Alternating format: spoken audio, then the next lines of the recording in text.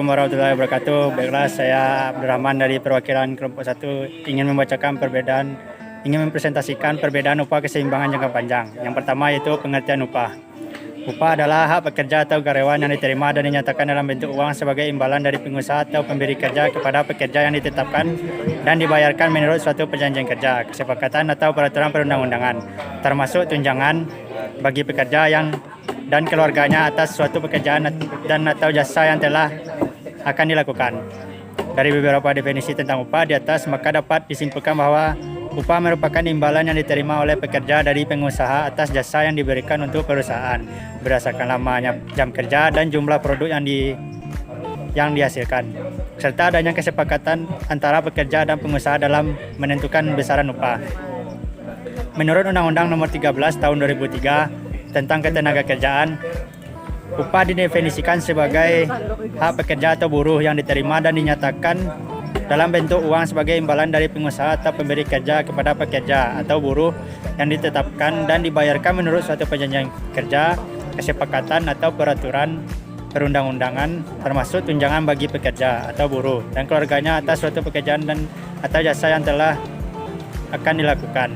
Sekian dari presentasi dari saya. Presentasi berikutnya akan disampaikan oleh teman saya. Assalamualaikum warahmatullahi wabarakatuh. Assalamualaikum warahmatullahi wabarakatuh. Perkenalkan, nama saya Yolanda Putri, NIM 3219251. Baiklah, saya akan melanjutkan presentasi dari saudara Abdurrahman yang poin 2, komponen upah.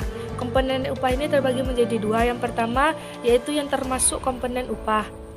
Yang pertama, upah pokok. Upah pokok merupakan imbalan dasar yang dibayarkan kepada pekerja menurut tingkat atau jenis pekerjaan yang besarnya ditetapkan berdasarkan perjanjian.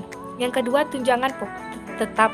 Tunjangan tetap adalah suatu pembayaran yang teratur berkaitan dengan pekerjaan yang diberikan secara tetap untuk pekerja dari keluarganya yang dibayarkan bersamaan dengan upah pokok, seperti tunjangan anak, tunjangan kesehatan, tunjangan perumahan, dan tunjangan lainnya.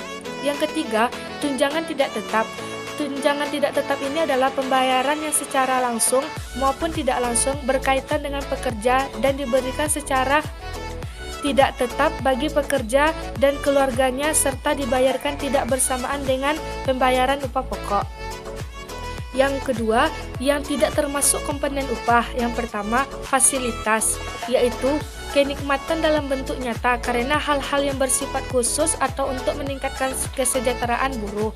Yang kedua, bonus, yaitu pembayaran yang diterima pekerja atas hasil keuntungan perusahaan atau karena pekerja berprestasi melebihi target produksi yang normal atau karena peningkat produksi.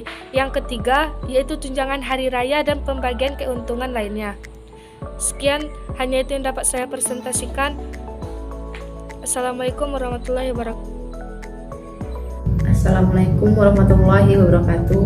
Saya Lolivianda, NIM 3219253. Baiklah, saya akan melanjutkan presentasi dari saudara Yolanda. 3. Jenis-jenis upah. Karta Saputra dalam bukunya menyebutkan bahwa jenis-jenis upah meliputi: yang pertama, upah nominal. Yang dimaksud dengan upah nominal adalah sejumlah uang yang dibayarkan kepada pekerja yang berhak secara tunai sebagai imbalan atas penyerahan jasa-jasa atau pelayanannya, sesuai dengan ketentuan-ketentuan yang terdapat dalam perjanjian kerja di bidang industri atau perusahaan ataupun dalam suatu organisasi kerja, di mana ke dalam upah tersebut tidak ada tambahan atau keuntungan yang lain diberikan kepadanya. Upah nominal ini sering pula disebut upah uang, sehubung dengan wujudnya yang memang berupa uang secara keseluruhan. 2. Upah nyata. Upah nyata adalah upah yang benar-benar harus diterima oleh seseorang yang berhak. Upah nyata ditentukan oleh daya beli upah tersebut yang akan banyak bergantung dari besar atau kecilnya jumlah uang yang diterima, besar atau kecilnya biaya hidup yang diperlukan. 3. Upah hidup dalam. Hal ini upah yang diterima seorang pekerja itu relatif cukup untuk membiayai keperluan hidup yang lebih luas, yang tidak hanya kebutuhan pokoknya saja yang dapat dipenuhi, melainkan juga sebagian dari kebutuhan sosial keluarganya. misalnya pendidikan, bagi bahan pangan yang memiliki nilai gizi yang lebih baik, iuran asuransi jiwa, dan beberapa lainnya. 4. Upah minimum pendapatan yang dihasilkan para buruh dalam suatu perusahaan sangat berperan dalam hubungan ketenaga kerjaan. Seorang pekerja adalah manusia dan dilihat dari segi kemanusiaan, sewajarlah pekerja mendapatkan penghargaan dan perlindungan yang layak. 5. Upah wajar. Upah yang secara relatif dinilai cukup wajar oleh pengusaha dan para pekerjanya sebagai uang imbalan atau jasa-jasa yang diberikan pekerja kepada pengusaha atau perusahaan sesuai dengan perjanjian kerja di antara mereka. Baiklah, sekian presentasi dari saya. Assalamualaikum warahmatullahi wabarakatuh. Assalamualaikum warahmatullahi wabarakatuh. Nama saya Anissa, NIM 3219254, perwakilan dari kelompok 1. Baiklah, saya akan melanjutkan presentasi dari teman-teman yang tadi tentang faktor-faktor yang mempengaruhi tingkat upah. Menurut McGizzard, dapat beberapa faktor yang berpengaruh dalam penentuan tingkat upah. Yang diantaranya adalah yang pertama, gaji atau upah yang diberikan oleh pihak swasta. Upah akan cenderung naik jika salah satu pihak, terutama swasta, menaikkan tingkat upahnya sehingga akan diikuti oleh kenaikan upah pegawai negeri. Yang kedua, kondisi keuangan negara. Kenaikan tingkat upah akan sulit dilakukan jika kondisi negara dalam keadaan yang tidak menentu atau tidak stabil. Yang ketiga, biaya hidup dalam suatu negara juga akan berpengaruh terhadap tinggi rendahnya tingkat upah. Selanjutnya, peraturan pemerintah. Terdapat adanya peraturan pemerintah yang dapat membatasi tingkat upah. Selanjutnya, kekayaan negara dan kaya dalam perekonomiannya, maka akan dapat memberikan tingkat upah yang lebih tinggi jika dibandingkan dengan negara lain. Selanjutnya, persediaan tenaga kerja. Tingkat upah yang ditawarkan akan naik jika persediaan tenaga kerjanya dalam pasar kerja itu sedikit. Dan kondisi kerja tenaga kerja.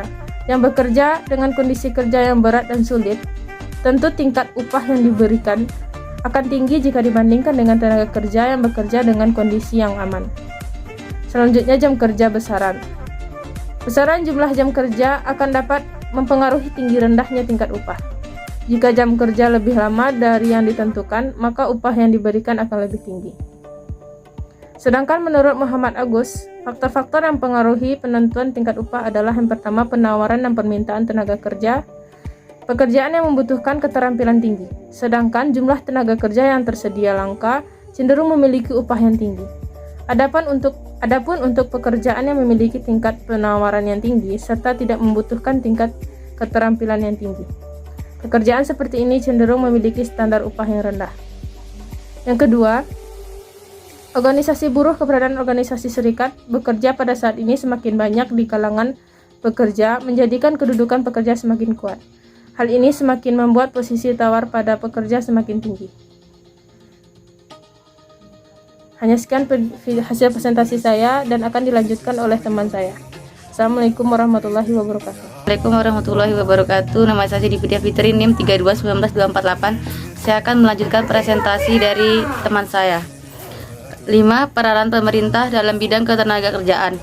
Peran pemerintah dalam bidang ketenagakerjaan amatlah dibutuhkan karena dengan adanya intervensi pemerintah tersebut, maka peningkatan masalah ketenagakerjaan yang diakibatkan oleh persaingan pasar dapat terhindari. Friedman menjelaskan tentang peran negara dalam konsep negara modern. Sekian, Assalamualaikum warahmatullahi wabarakatuh. Assalamualaikum warahmatullahi wabarakatuh. Saya Nisa Maratila, NIM 3219247. Baiklah, saya akan melanjutkan presentasi dari kelompok kami yang selanjutnya akan membahas tentang kebijakan upah minimum. Kebijakan upah minimum adalah kebijakan pemerintah dalam menentukan suatu standar minimum yang akan digunakan oleh para pengusaha atau pelaku industri dalam memberikan upah kepada pekerja di dalam lingkungan usahanya. Sedangkan upah minimum itu sendiri didefinisikan sebagai upah bulanan terendah yang terdiri dari upah pokok termasuk tunjangan tetap. Adapun mekanisme proses penetapan upah minimum berdasarkan standar kebutuhan hidup layak, yakni diantaranya yang pertama, Ketua Dewan Pengupahan Provinsi atau Kabupaten Kota membentuk tim survei yang anggotanya terdiri dari unsur tripartit, yaitu perwakilan serikat pekerja, pengusaha, pemerintah, dan pihak netral dari akademis. Yang kedua, standar kebutuhan hidup layak ditetapkan dalam Keputusan Menteri Nomor 13 Tahun 2012. Berdasarkan standar tersebut, tim survei Dewan Pengupahan melakukan survei harga untuk menentukan nilai harga kebutuhan hidup layak yang nantinya akan diserahkan kepada gubernur provinsi masing-masing. Yang ketiga, survei dilakukan setiap 1 bulan sekali dari bulan Januari sampai dengan September, sedangkan untuk bulan Oktober sampai Desember dilakukan prediksi dengan membuat metode least square. Yang keempat, nilai kebutuhan hidup layak akan digunakan sebagai salah satu bahan pertimbangan dalam penetapan upah minimum yang berlaku bagi pekerja atau buruh dengan masa kerja kurang dari 1 tahun. Yang kelima, berdasarkan nilai harga survei tersebut, Dewan Pengupahan juga mempertimbangkan faktor lain, diantaranya produktivitas, pertumbuhan ekonomi, usaha yang tidak mampu, kondisi pasar kerja, dan saran atau pertimbangan dari Dewan Pengupahan Provinsi, Kabupaten atau Kota Madya. Dan yang terakhir, gubernur nantinya akan menetapkan besaran nilai upah minimum. Penetapan upah minimum ini dilakukan 60 hari sebelum tanggal berlakunya, yaitu setiap tanggal 1 Januari. Baiklah, sekian dari presentasi saya. Assalamualaikum warahmatullahi wabarakatuh. Saya akan melanjutkan presentasi dari teman saya, yaitu yang ke-7, sektor informal. Pertama kali dicetuskan oleh Greg Hart, yaitu seahli antropologi yang berasal dari bangsa Inggris. Karya ini diterbitkan pada tahun 1973. Sektor informasi merupakan bagian dari angkatan kerja yang berada di luar pasar tenaga kerja. Pekerjaan pada sektor ini merupakan jenis pekerjaan yang kurang terorganisir pada karya, serta tidak memerlukan keterampilan khusus sehingga mudah untuk keluar masuk dalam pekerjaan di sektor ini. Pekerjaan di sektor informal ini mudah dilakukan oleh siapapun tanpa harus ditentukan oleh tingkat pendidikan, baik yang memiliki pendidikan tinggi maupun yang memiliki pendidikan yang rendah. Semua memiliki kesempatan yang sama untuk bekerja di sektor ini. Tenaga kerja untuk menduduki jabatan A, semakin tinggi upah relatif berpengaruh pada batas daya tarik jabatan A, maka orang-orang itu memiliki tingkat preferensi waktu internet yang lebih tinggi daripada mereka yang tertarik pada upah W. Jadi meskipun benar bahwa perbedaan antara biaya jabatan untuk memperoleh keahlian yang dipersyaratkan akan berakibat ke lahirnya suatu premium upah bagi jabatan yang lebih ahli, maka ukuran premium itu akan dipengaruhi oleh tingkat permintaan. Jadi saudara bisa lihat gambar di makalah kami yang ada di deskripsi. Oke, cuman itu yang saya dapat sampaikan. Assalamualaikum warahmatullahi wabarakatuh. Assalamualaikum warahmatullahi wabarakatuh. Saya Gian Mulia Fikri, NIM 3219249. Baiklah, saya akan membacakan materi tentang perbedaan upah keseimbangan jangka panjang. Mengapa upah jabatan berbeda-beda? Dalam keseimbangan perbedaan upah jabatan akan terjadi oleh karena alasan-alasan tertentu sebagai berikut. Yang pertama, biaya untuk mendapatkan keahlian yang diperlukan untuk memasuki berbagai macam jabatan itu berbeda. Yang kedua, manusia berbeda-beda dalam tingkat preferensi waktu intern mereka. Yang ketiga, aspek-aspek non-upah pada jabatan seperti aspek gengsi, kondisi pekerjaan, dan lain-lain sangat berbeda-beda pada setiap orang. Yang keempat, orang berbeda dalam penilaian mereka atau cita rasa mereka terhadap aspek-aspek non-upah ini. Yang kelima, jabatan berbeda sehubungan dengan berbagai ragam penghasilan atau derajat risikonya dalam jabatan. Yang keenam, manusia sangat berbeda besar dalam kesediaan mereka untuk menerima risiko. Tiap-tiap faktor ini mempengaruhi penyediaan tenaga kerja bagi satu jabatan, dan kita meneliti pengaruh masing-masing di bawah ini. Dalam proses itu kita hampir sepenuhnya melandasi asumsi kita pada sifat homogen tenaga kerja.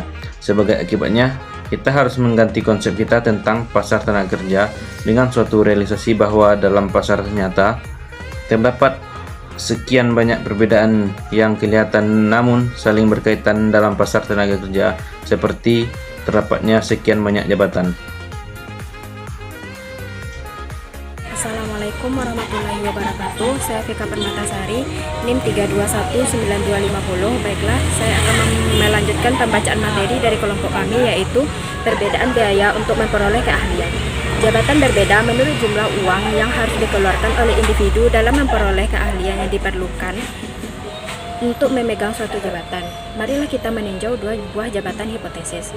Untuk memasuki jabatan A, suatu jabatan keahlian membutuhkan latihan yang biayanya mahal.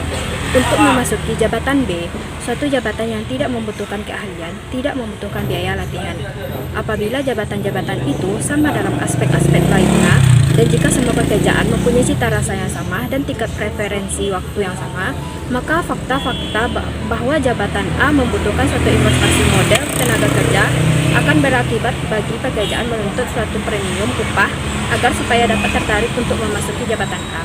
Selama terdapat sejumlah biaya investasi bagi pihak pekerja, maka ia tidak memiliki insentif. Sekian presentasi dari saya. Assalamualaikum warahmatullahi wabarakatuh. Assalamualaikum warahmatullahi wabarakatuh.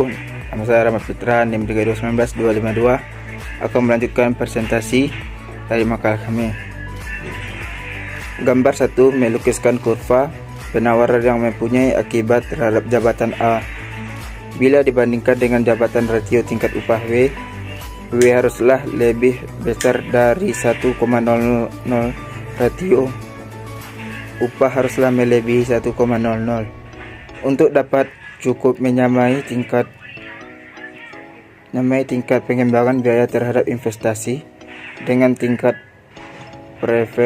preferensi waktu yang kita asumsikan di sini bagi setiap orang.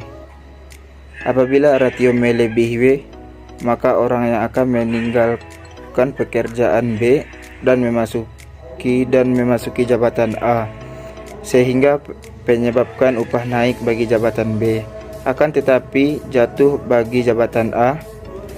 Gerakan orang dari jabatan B ke jabatan A akan terus berlangsung sampai ratio upah kembali ke W, membiarkan setiap orang tidak peduli terhadap kedua jabatan itu. Dengan alasan yang sama, suatu kemerosotan pada upah relatif di bawah W akan mendorong orang meninggalkan jabatan keahlian A dan memilih masuk jabatan B yang pada waktunya menyebabkan rasio upah relatif meningkat ke W. Dari sini kita memiliki penawaran tenaga kerja yang sangat elastis bagi jabatan A dengan upah relatif W. Berdasarkan keadaan asumsi kita, maka perubahan dalam permintaan tidak akan mempengaruhi upah relatif keseimbangan.